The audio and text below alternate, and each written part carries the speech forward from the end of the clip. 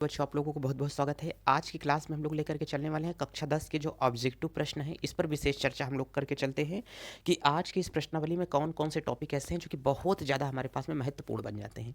चलिए आज का बच्चों हमारे पास में टाइम लॉस ना करते हुए पहला क्वेश्चन हमारे पास में है। आपको सही तरीके से तो सारी चीज़ें दिख रही हैं ना, ध्यान से देख करके चलना। अगर सारी चीज़ें सही तरीके से ना दिखे तो मैं थोड़ा सा और जूम कर देता हूँ ताकि आपको सारी चीज़ें विधिवत तरीके से दिखने लगे। बच्चों आज का जो हमारे पास में ये पहला क्वेश्चन है, ये पहला क्वेश्चन हमको कह रहा है, यहाँ से क्या कह रहा है ये ध्यान से देख लीजिए कि पहला क्वेश्चन आज का क्या कह रहा है। बच्चों पहला क्वेश्चन ये हमारे पास में है, एसिटिक एसिड में कौन सा क्रियात्मक समूह होता है। ध्यान से देखना, एसिटिक एसिड अगर यहाँ पर आपको एसिटिक एसिड दे दिया है तो एसिटिक एसिड का पहले फार्मूला क्या होगा, पहले ये अगर आपको पता चल जाए ना तो सारी चीज़ें एकदम विधिवत तरीके से आप लोग पता कर सकते हो। बच्चों ध्यान से देखना, यहाँ से हम लोगों को देख करके चलेगा एसिटिक एसिड। देखो एसिटिक एसिड अगर हमारे पास में यहाँ से होगा तो एसिटिक एसिड का फार्मूला हमारे पास में होता है CH3। बच्चों यहाँ से क्या होगा CH2, यहाँ से होता है COOH होता है। ऐसा फार्मूला होगा नहीं सर, यहाँ से होगा CH3 और COO क्या होता है H होगा। ये फार्मूला होगा तो क्या बोलेंगे, इसे एसिटिक एसिड बोल दिया जाएगा। इसका मतलब इसमें हमारे पास में होता है C2H5 और इसी के साथ में हमारे पास में कितना हो गया, 3 एक 4 हमारे पास में हो जाता है। H5 नहीं होगा, H4 होगा, ठीक है, H4 हो जाएगा और ऑक्सीजन कितना होता है O2 होगा। ये हमारे पास में एसिटिक एसिड का फार्मूला होगा। तो अगर बच्चों कभी भी आपके पास में एसिटिक एसिड पूछ लेगा तो यही है हमारे पास में एसिटिक एसिड होता है, ठीक है, CH3COOH। तो एसिटिक एसिड में कौन सा क्रियात्मक समूह लगा हुआ है ये हमको आप लोग बता करके चलो। हमने कहा तो आप लोग बोलोगे सर इसमें ये जो CH3 लगा हुआ है और ये जो समूह लगा है ना जिसे आप COOH बोल रहे हो, यही इसका क्रियात्मक समूह होता है। हमने कहा वेरी गुड बच्चा। तो इसका जो क्रियात्मक समूह प्यारे बच्चों होगा, वो क्रियात्मक समूह क्या निकल करके आ रहा है, कह रहे हैं कि सर इसका जो क्रियात्मक समूह निकल के आ रहा है वो हमारे पास में निकल करके आ रहा है यहाँ से क्या, COOH। इसका मतलब अगर मैं इसको बना करके चलूंगा ना प्यारे बच्चों, अगर मैं इसको यहाँ से बना करके ले करके चलूँगा कि हमारे पास में क्या चीज़ें बन करके जा रही हैं, तो इसका यहाँ से जो बनेगा, इसमें ध्यान से देखो COOH क्रियात्मक समूह है। एक साइड में हमारे पास में C होता है, एक साइड में इसके पास में डबल बॉन्ड O लगता है, एक साइड में O लगेगा, सिंगल बॉन्ड लगा करके क्या लगेगा, इसके साथ में H लग जाता है। तो ध्यान से देखो ऐसा कौन सा इसके साथ में क्रियात्मक समूह लिखा हुआ है, 2 3 एक कितना बॉन्डिंग ले लेगा, 4। इधर से इसकी बॉन्डिंग कहीं ना कहीं से उधार रहती है। तो ऐसा क्रियात्मक समूह इसमें कहीं दिख पा रहा है क्या, OH होगा क्या, नहीं सर ये एल्कोहल है। कह रहा है कि हमारे पास में क्या कीटोन हो सकता है क्या, सर ये भी नहीं हो सकता है। अच्छा C डबल बॉन्ड O नीचे OH लटका है, ये वाला हो सकता है क्या, COOH इसमें है, COH ऐसा है, कहें सर ये भी नहीं हो सकता है। तो कौन सा ऑप्शन हो सकता है, तीसरा वाला, क्योंकि COOH होना चाहिए। C के साथ में 2 ऑक्सीजन किस विकल्प में लगा हुआ है, C के साथ में 2 विकल्प केवल एक ही में लगा हुआ है, वो भी तीसरा हमारे पास में आंसर है। कहें वाह सर क्या बात है, समझ में तो आ गया है। हमने कहा वेरी गुड। अब ध्यान से देख करके चलना, दूसरा क्वेश्चन क्या कह रहा है, इसको हम लोग ध्यान से अच्छे तरीके से देख करके चलते हैं कि सर दूसरा क्वेश्चन हमारे पास में क्या कह रहा है। ध्यान से देखना, तो इसका जो बच्चों आंसर जो होगा हमारे पास में यही वाला होगा। ध्यान देना, इस वाले का अगर हम लोग देख के चलेंगे तो हमारे पास में तीसरा वाला इसका आंसर क्या है, सही है। अब देखो कह रहा है कि C2H5 एथिल हाइड्रोजन सल्फेट इसे बोलते हैं। ये क्या होगा, एथिल हाइड्रोजन सल्फेट कहला रहा है बच्चों। तो एथिल हाइड्रोजन सल्फेट को 160 डिग्री से 70 डिग्री तक गर्म करते हैं। तो बताइए कि क्या बन सकता है, क्या मीथेन बनेगा, एथिल क्या बनेगा, एथीन बनेगा, एथेन बनेगा, यस यहाँ पर डाई एथिल ईथर बनेगा, क्या इसमें बन सकता है। अच्छा ये जो फार्मूला होता है इसे कहते हैं डाई एथिल ईथर। ये वाला ईथर ग्रुप होता है बच्चों, ई वाला हमारे पास में एथेन है, इसे एल्केन ग्रुप कहा जाएगा। ये जो फार्मूला है हमारे पास में क्या कहलाएगा, मेथेन कहलाएगा, ठीक है। तो इतनी सारी चीज़ें आपके पास में यहाँ से दे करके रखा हुआ है डियर, इन सबको बढ़िया से ध्यान में रख करके चलना कि ये हमारे पास में क्या बनेगा। और एक बात, एथिल हाइड्रोजन सल्फेट को रिएक्शन करा करके चलो देखो क्या बनेगा। तो बच्चों एथिल हाइड्रोजन सल्फेट को अगर हम लोग रिएक्शन कराएंगे कि एथिल हाइड्रोजन सल्फेट क्या है, तो बच्चा पार्टी ध्यान से समझ के चलना कि एथिल हाइड्रोजन सल्फेट, सर यहाँ से ध्यान से समझिए। हमने कहा चलिए ठीक है, एक तो होगा यहाँ से C2H5HSO4 यही दे करके रखा है, इसको हमें कुछ नहीं करना है, तो केवल क्या करना है, गर्म करना है। अब जब इसको हम लोग यहाँ से बच्चों क्या करेंगे, गर्म करेंगे, तो एक हाइड्रोजन ये यहाँ से निकाल लेगा, यच था, एक ये दे देगा, तो यहाँ पर कितना बचा, C2H4 बच रहा है, और ये लेकर के निकल जाएगा H2SO4। तो बताओ ये हमारे पास में क्या बना, कह रहे हैं कि सर ये हमारे पास में एथीन बना है, चूंकि CH2 डबल बॉन्ड, ये क्या बना है, CH2 डबल बॉन्ड लगा है, इसका मतलब क्या होगा, एल्कीन ग्रुप होगा। एल्कीन ग्रुप में 2 कार्बन है, तो 2 कार्बन को हम लोग क्या बोलते हैं सर, एथीन बोला जाता है, या तो इसे हम लोग क्या बोलते हैं, एथिलीन बोलते हैं। 2 का दोनों फार्मूला हमारे पास में है, सेम वही बात आ रही है, तो चाहे एथिलीन बोलो चाहे एथीन बोलो, सेम बातें हमारे पास में एक ही जाएंगी। तो एथिल हाइड्रोजन सल्फेट को केवल गर्म करते हैं, तो गर्म करने के बाद में बच्चा क्या निकलेगा, क्या निकल रहा है, C2H4। सर तीसरा आंसर जो हमारे पास में है ना, यही इसका मेन आंसर है, और बाकी ये सारे आंसर्स इसके क्या हैं, गलत है, ये बिल्कुल ऑप्शन नहीं हो सकता है।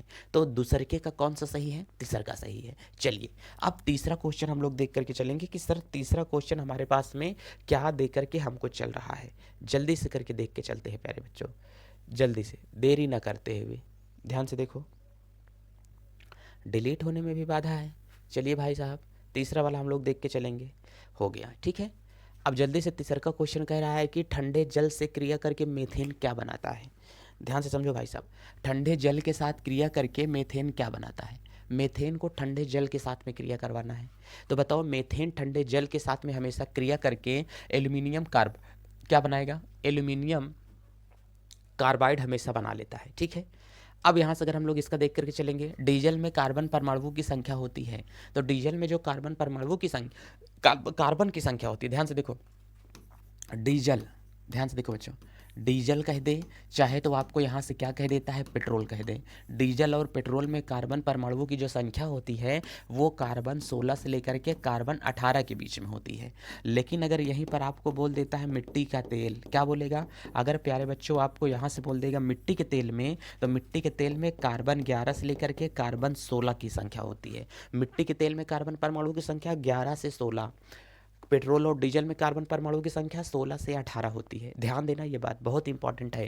तो इसमें कहाँ से कहाँ दे रहा है, तो 16 से 18। एल्कीन का सूत्र इसमें क्या हो सकता है, कह रहा है एल्कीन का सूत्र हमें बताइए कि इसमें क्या हो सकता है। तो हमने कहा एल्कीन का सूत्र इसमें क्या होगा, कुछ नहीं हो सकता है बच्चों। एल्कीन का सूत्र अगर हम लोगों से निकाल करके चलेगा तो एल्कीन का सूत्र इसमें क्या दे रहा है, तो हमको कह रहा है कि एल्कीन का सूत्र है, हाँ चलो ये भी डिलीट हो गया भाई साहब, और यहाँ से भी डिलीट कर देते हैं।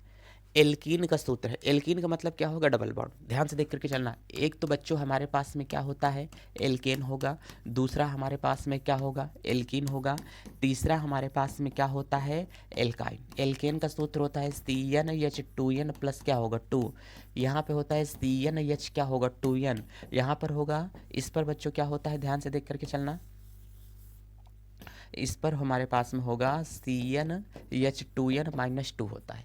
इस पर, इसमें कार्बन का दुगना करके 2 जोड़ दिया जाता है, इसमें कार्बन का दुगना करके हाइड्रोजन पता कर लिया जाता है, इसमें कार्बन का दुगना करके 2 घटा दिया जाता है, तो हमारे पास में हाइड्रोजन आ जाएगा। इसमें देखो एल्कीन तभी हो सकता है जब कार्बन का दुगना हाइड्रोजन होगा। तो कार्बन का दुगना हाइड्रोजन किसमें है, 4 दूनी 8 नहीं है, 4 दूनी 8 नहीं है, 4 दूनी 8 नहीं है, third is the right answer, 4 दूनी 8 तिसरके में। तो कार्बन का हाइड्रोजन का दुगना जिसमें हाइड्रोजन होगा वो हमारे पास में इसका ग्रुप फॉलो कर लेगा, ठीक है। चलिए अब कह रहे कि एथेनोइक एसिड, एथेनोइक एसिड का साधारण नाम क्या है। तो बच्चों अगर एथेनोइक एसिड का साधारण नाम हम लोगों से पूछ करके चलेगा तो एथेनोइक एसिड का साधारण नाम क्या होगा, इसे हमें बता करके चलना है, ध्यान देना।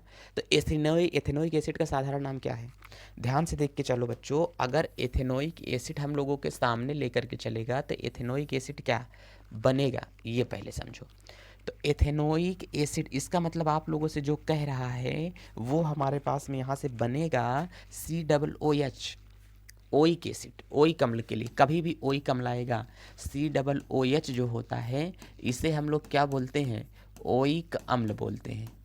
तो जिसमें COOH लगा रहेगा वो क्या होगा, ओइक अम्ल होगा। तो एथेनोइक होगा, तो यहाँ से सर CH3 COOH होगा। इसे 2 कार्बन है तो 2 कार्बन को क्या बोलते हैं, ethanoic C double O H लगा है, तो इसको क्या बोल देंगे? अम्ल।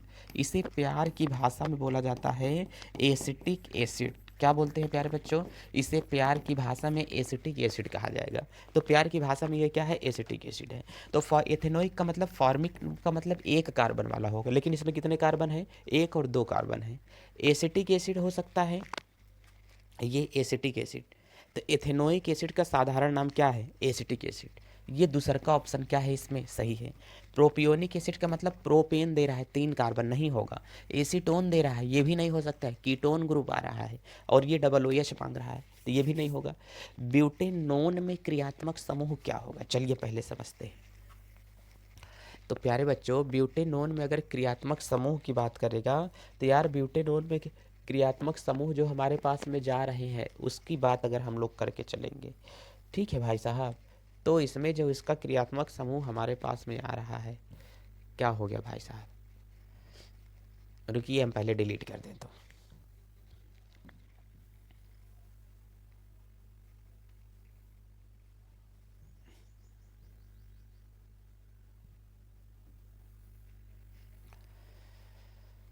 आज के लास्ट क्वेश्चन है, इसके बाद 3 क्वेश्चन और आपको लगाने हैं। ध्यान से देखो, इसमें आपको क्या कह रहा है?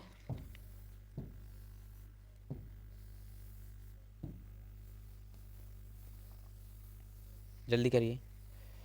चलो, अब बच्चों ध्यान से देखो, इसमें कह रहा है कि ब्यूटेनोन में क्रियात्मक समूह होगा। ब्यूटेनोन का मतलब, ब्यूटेनोन का मतलब यह है जिसमें 4 कार्बन लगे हैं, लेकिन नोन दिया है, जिसमें आपको नोन मिर्चा मिल जाए, तो इसका मतलब वो क्या होता है? कीटोन। कौन सा ग्रुप फॉलो करेगा? वो कीटोन ग्रुप का अनुसरण करता है। एक कार्बन डबल बॉन्ड ऑक्सीजन से लगा हो, और इधर इधर के कार्बन चाहे हाइड्रोजन बॉन्डेड हो चाहे एल्कीन बॉन्डेड हो, हमसे इससे मतलब नहीं है।